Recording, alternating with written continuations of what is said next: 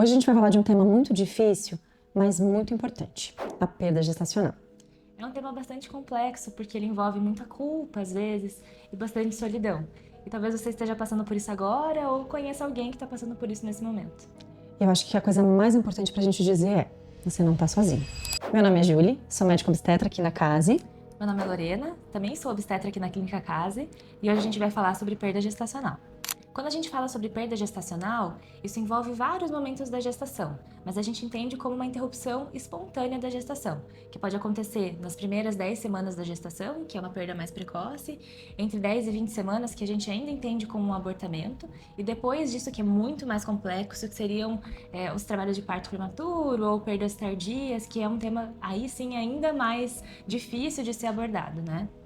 Eu acho que assim, muita gente acha que é raro, né, Lorena, que não acontece, que só você tá passando por aquilo sozinha, e na verdade é mais comum do que a gente imagina.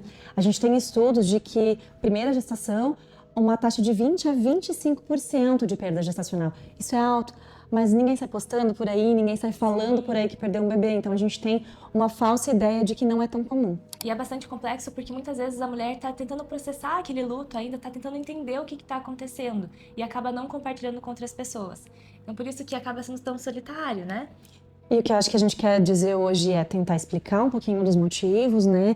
E de como acontece esse processo de perda da parte clínica e orgânica, mas também entender todo esse processo psicológico que envolve a expectativa Sim. e essa perda gestacional. O que falar e o que não falar para pessoas que estão passando por isso também acho que é importante a gente acabar abordando, né? Uma coisa precisa ficar muito clara. Na maior parte das vezes, quase absoluta das vezes, isso não acontece por culpa da mãe. Mesmo quando tem alguma coisa relacionada à saúde da mulher, é importante que você saiba que muitas vezes não foi nada que você tenha feito que causou isso. Na maior parte das vezes, o abortamento acontece por alterações na própria formação do nenezinho, ou daquele saco gestacional. Às vezes nem chega a formar um embrião e acaba tendo essa perda. Na verdade, é uma célula, que é um óvulo, outra célula, que é um espermatozoide, que se juntam e começam um processo de divisão celular, então vai se multiplicar, para gerar um serzinho super complexo. E na grande maioria das vezes, essas perdas gestacionais de primeiro trimestre acontecem por um erro nessa divisão celular, que não tem nada a ver com o que a mãe fez, nada a ver com o que o pai fez, não foi relação sexual, não foi o exercício físico, não foi o remédio que ela tomou, foi um erro nesse processo. Parece simples de a gente dizer clinicamente, mas a gente sabe que, apesar de ser comum e ser um processo que acontece porque acontece, Sim. também gera uma perda de expectativa, né? Um sofrimento, e daí a gente precisa também lidar com esse luto dessa perda, né, Lô? Falando agora sobre doenças que realmente podem ocasionar abortos de repetição, e principalmente aqueles abortos mais precoces. Então, alterações da morfologia do útero, como o útero bicorno, etc. Endocrinopatias mal compensadas, como diabetes mellitus tipo 2, diabetes tipo 1, que está bem associado a isso, ou hipertensão crônica. Trombofilias também, que é quando a mulher tem mais propensão a ter eventos tromboembólicos, podem causar alterações na placenta e acabar causando abortamentos cada vez mais precoces. Tudo isso também são causas de doenças maternas que podem ocasionar os abortos. E eu acho que, falando nisso, é bem importante que a gente faça um pré-concepcional, né? Então, se eu planejei engravidar, e principalmente se eu tenho alguma doença crônica, de eu consultar antes de engravidar para que a gente deixe isso compensado. Então, ter a doença não quer dizer que você vai ter uma complicação, Exato. né? Mas a gente compensá-la e deixar isso bem redondinho para poder fazer uma gestação mais tranquila é bem importante. Julie, quais são os sinais de alerta que a gente precisa ter que indicam maior chance de eu estar tendo uma perda?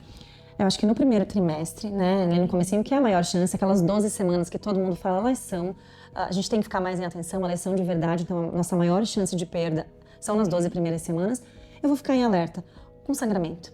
Então, assim, nem todo sangramento, ele é uma perda, mas todo sangramento de primeiro trimestre merece atenção e a gente precisa olhar, né? Outra coisa é cólica, né? Dor muito importante, então, cólica abdominal, né? Tipo cólica menstrual, muito importante, também merece atenção. Outras casas, febre, corrimento com cheiro ruim, sinais infecciosos mais graves, assim. Tudo isso ali nesse comecinho é muito importante que a gente procure atendimento, procure consulta para a gente analisar e avaliar. Mas assim, a gente tendo uma suspeita de perda, tem alguma coisa que a gente possa fazer, Lô?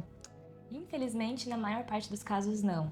Salvo esses casos de infecção, que realmente a gente vai fazer o tratamento, infelizmente, aqueles descolamentos subcoriônicos que aparecem no ultrassom, muitas vezes até de maneira assintomática, não tem muita evidência da gente fazer progesterona, que era feito antigamente, medicações que vão aumentar a chance daquela gestação se tornar viável. Como a gente falou antes, na maior parte das vezes, esse abortamento acontece por alterações do próprio embrião, da própria gestação. Então, a gente dar um medicamento não vai mudar o desfecho dessa gestação. E a gente entende o quanto isso é frustrante.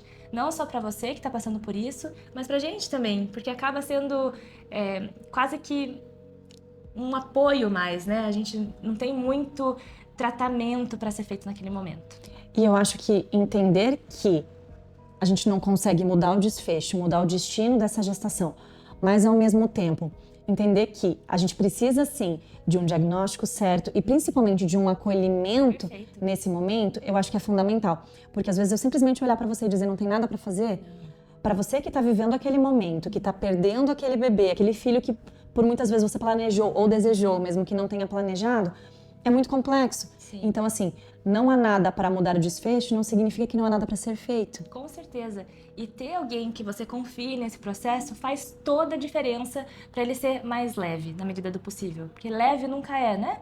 Mas menos solitário, com mais informações, acaba sendo um momento muito mais...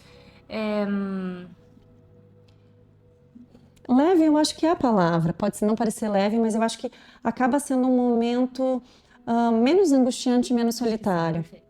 Uma coisa muito comum quando existe uma perda é as pessoas minimizarem isso, principalmente quando ainda nem foi formado o embriãozinho ou quando aquele embrião ainda é muito pequeno. As pessoas muitas vezes falam, ai, mas tenta de novo, você é tão jovem, vai conseguir engravidar de novo, como se aquela perda fosse irrelevante, e a gente sabe que ela não é.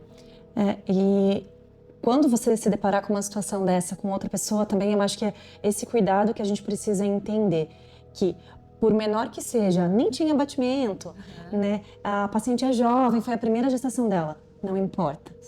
Para você que perdeu um bebê, para aquela paciente, para aquela mulher que está perdendo um bebê, para aquela família que está perdendo, eles perderam o filho deles. Sim.